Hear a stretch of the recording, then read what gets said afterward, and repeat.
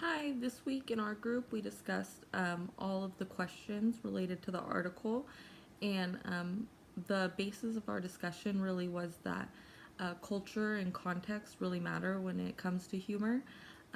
That most people, whenever you're learning a second language, you may not feel confident to use humor in that language because it may not translate well or can come off offensive.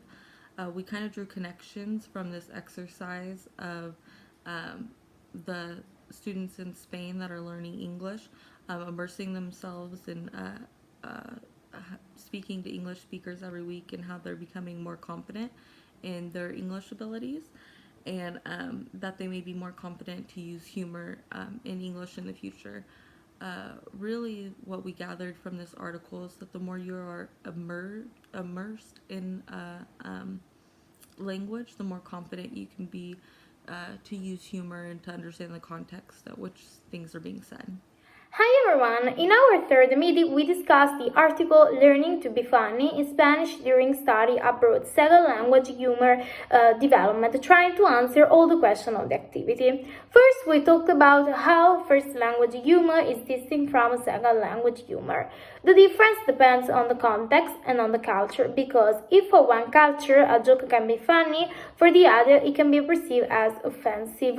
In fact, all the members of the meeting do not feel comfortable when making jokes in the foreign languages for fear of creating misunderstandings. In relation to this, we all agree that humor is a universal phenomenon, but specific jokes may not be universally funny, because what is considered funny depends on linguistic, geographical, diachronic, and personal boundaries. Next, we talk about the language socialization, which is closely related to immersive interaction because it helps the learners to learn a language. In fact, thanks to language socialization, the learner can be also able to develop the humor of the second language through close contact with a native speaker.